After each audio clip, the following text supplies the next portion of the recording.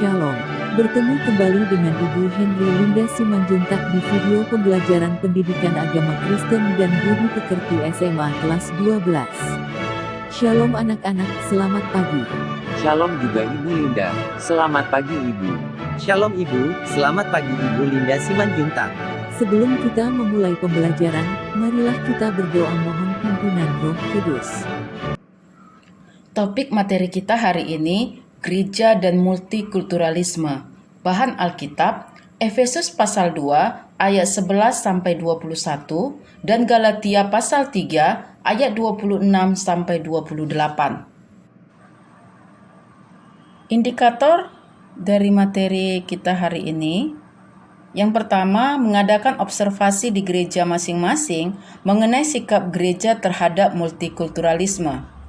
Yang kedua, menjelaskan cara gereja mewujudkan multikulturalisme. Ketiga, merancang pelayanan yang berkaitan dengan multikulturalisme. Keempat, berbagi pandangan dan pengalaman berkaitan dengan multikulturalisme. Dan yang terakhir, membuat karya yang berisi ajakan pada remaja dan masyarakat untuk menerima serta menghargai multikulturalisme. Pemahaman mengenai multikulturalisme telah dipelajari dalam pembahasan pada bab sebelumnya. Pada pembahasan ini, anak-anak ibu akan dibimbing untuk belajar mengenai multikulturalisme secara global. Bagaimana sikap gereja-gereja pada umumnya, kemudian membahas mengenai sikap gereja-gereja Kristen di Indonesia. Anak-anak ibu juga diharapkan memperoleh pencerahan mengenai sikap gereja terhadap multikulturalisme, terutama bagaimana gereja membangun jemaat yang multikultur. Umumnya, gereja-gereja di Indonesia adalah gereja multikultur, yaitu gereja yang dibangun di tengah jemaat yang terdiri dari berbagai suku, budaya, adat istiadat, kebiasaan, maupun geografis yang berbeda. Gereja di Indonesia adalah gereja yang terbuka terhadap keberagaman. Di kalangan umat Kristen, nampaknya multikultur bukanlah masalah yang harus dipertentangkan. Bagaimana multikulturalisme dalam Alkitab? Mohon penjelasannya Ibu Linda Simanjuntak. Dalam Perjanjian Lama, mencatat sejarah perjalanan umat Israel sebagai umat pilihan yang dalam kehidupan mereka bergaul dan berjumpa dengan bangsa-bangsa lain yang memiliki budaya dan agama berbeda. Hal itu nampak dalam hubungan antara bangsa Israel dengan bangsa-bangsa yang ada di Kanaan yang menimbulkan berbagai pengaruh. Bangsa Israel berhadapan dengan kemajemukan budaya bangsa di sekitarnya. Namun ketika bangsa Israel bersosialisasi dengan bangsa di sekeliling, mereka tidak selektif. Akibatnya, budaya-budaya bangsa sekitarnya yang negatif membawa bangsa Israel pada penyembahan berhala. Begitu pula di Perjanjian Baru. Pada zaman Tuhan Yesus, Yesus membawa pemikiran baru tentang pentingnya inklusivisme. Yesus tidak menutup diri dari kemajemukan kebudayaan. Yesus tidak memandang latar belakang budaya, suku, maupun ras. Yesus berkenan menerima semua orang dalam pergaulan multikultural. Contohnya ketika seorang perempuan Kanaan hendak meminta tolong. Matius 15 ayat 21-28. Dan seorang perwira Roma meminta kesembuhan hambanya. Lukas 7 ayat 1-10. Yesus menjawab akan kebutuhan mereka dan menolong mereka. Ini menunjukkan bahwa Yesus sendiri menghargai keberagaman dan perbedaan budaya. Dalam kitab Para Rasul pasal 2 ayat 41-47, orang-orang yang berasal dari berbagai daerah dan budaya yang berbeda mendengarkan khotbah Petrus. Pada waktu itu ada kira-kira 3.000 orang bertobat serta menjadi model gereja pertama. Dalam perkembangan selanjutnya, perbedaan bangsa dan budaya menyebabkan perselisihan, yaitu antara jemaat yang berbudaya Yunani dan Yahudi. Perbedaan budaya antara Yahudi dan Yunani menimbulkan banyak persoalan dalam beberapa jemaat seperti di Roma, Korintus, yang menimbulkan perpecahan dan perselisihan mengenai kebiasaan-kebiasaan jemaat. 1 Korintus pasal 11. Namun Paulus menegaskan bahwa sekarang tidak ada lagi orang Yunani atau Yahudi. Tidak ada orang bersunat maupun tidak bersunat. Tidak ada budak atau orang merdeka. Semua orang sama di hadapan Allah. Semua menjadi satu jemaat di mana kepalanya adalah Yesus Kristus. Dari pemaparan tadi, memberikan gambaran bahwa multikultur bukan merupakan kenyataan abad kini atau baru ada di zaman kini. Multikultur adalah kenyataan yang sudah ada sejak dulu. Allah menciptakan manusia dalam keberagaman dan menganugerahkan hikmat dan kemampuan untuk saling beradaptasi membangun kehidupan. Multikulturalisme adalah cara pandang yang menjadi ideologi yang harus diperjuangkan dan diwujudkan. Mengapa harus diperjuangkan? Mohon penjelasannya Ibu Linda Simanjuntak. Kita memang harus perjuangkan, karena sejarah mencatat terjadi dominasi antar manusia, suku, bangsa, budaya, maupun geografis. Hal itu melanggar hak asasi manusia dan demokrasi. Pada pelajaran mengenai HAM, kamu telah belajar bahwa manusia diciptakan Allah sebagai makhluk bermartabat yang bebas dan merdeka. Oleh karena itu, tidak ada seorang pun yang dapat merendahkan dan menolak keberadaan sesama karena alasan perbedaan latar belakang. Coba anak-anak ibu sebutkan fakta-fakta bahwa gereja-gereja di Indonesia mewujudkan multikulturalisme meskipun masih banyak tantangan yang harus dihadapi. Fakta pertama, gereja-gereja di Indonesia memiliki anggota yang terbuka dari segi suku, budaya, bahasa, daerah asal maupun kebangsaan.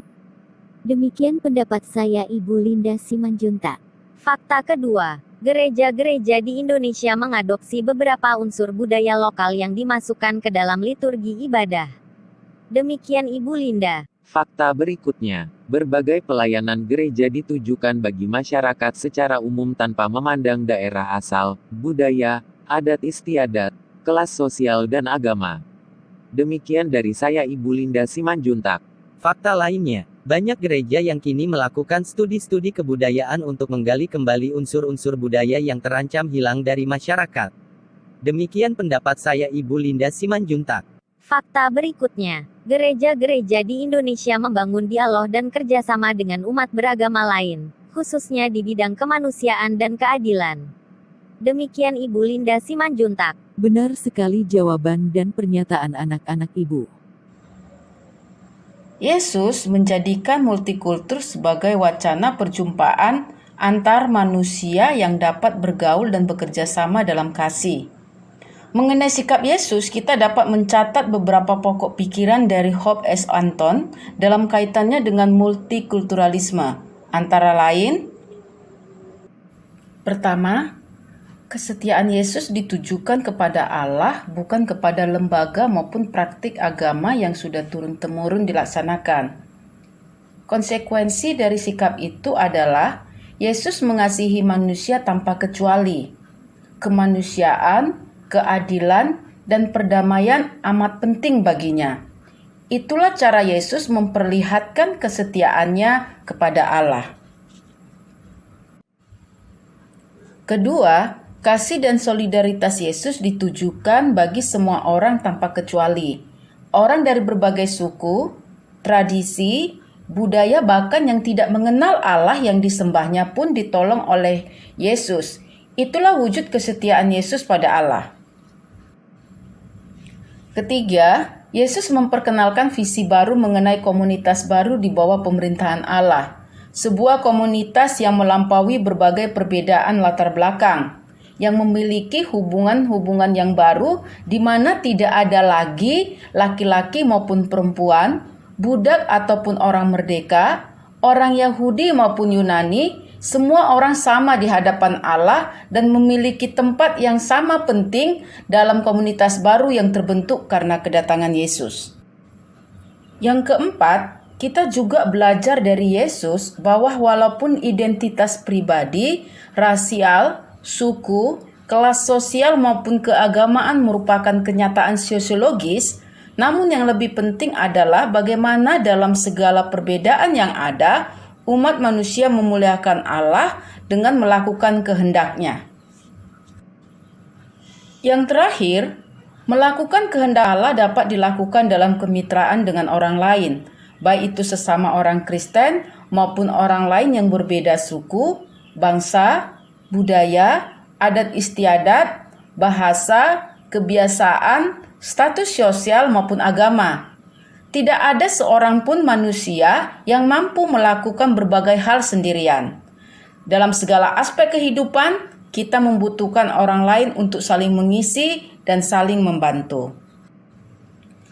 Nah, walaupun demikian, banyak tantangan yang dihadapi gereja dalam mewujudkan multikulturalisme. Sekarang, anak-anak sebutkan tantangan apa yang sering dihadapi gereja dalam mewujudkan multikulturalisme? Tantangan pertama, di kalangan gereja tertentu warisan kolonial yang bersifat anti budaya lokal masih mempengaruhi gereja dalam mewujudkan multikulturalisme, demikian Ibu Linda Simanjuntak. Tantangan berikutnya, adanya berbagai prasangka yang terus dibangun terhadap orang-orang dari kalangan suku, budaya, dan daerah tertentu. Demikian Ibu Linda. Tantangan lainnya individualistik, karena berbagai tantangan dan beban hidup yang berat menyebabkan banyak orang lebih mementingkan kepentingan diri sendiri maupun kelompok. Demikian Ibu Linda Simanjuntak. Benar sekali anak-anak. Itu merupakan tantangan gereja dalam mewujudkan multikulturalisme. Anak-anak ibu sudah mempelajari mengapa masyarakat dunia tanpa kecuali memperjuangkan terwujudnya multikulturalisme. Sejarah pahit yang dihadapi umat manusia akibat pandangan sempit terhadap sesama, antara lain berprasangka terhadap orang lain yang berbeda latar belakang, meremehkan keberadaan mereka, merendahkan kebangsaan, suku, budaya, dan agama tertentu, mengabaikan kemanusiaan dan keadilan telah menyebabkan banyak penderitaan bagi umat manusia. Oleh karena itu, sebagai remaja Kristen, remaja Indonesia, generasi penerus bangsa, kamu diajak untuk memperjuangkan serta mewujudkan multikulturalisme. Kesimpulan dari materi kita hari ini, multikulturalisme adalah istilah yang digunakan untuk menjelaskan pandangan seseorang tentang ragam kehidupan di dunia ataupun kebijakan kebudayaan yang menekankan tentang penerimaan terhadap adanya keragaman dan berbagai macam budaya yang ada dalam kehidupan masyarakat menyangkut nilai-nilai, sistem, budaya, kebiasaan, dan politik yang mereka anut. Multikulturalisme bukan sekedar pandangan hidup, melainkan cita-cita yang harus diperjuangkan demi terwujudnya keadilan dan perdamaian bagi umat manusia.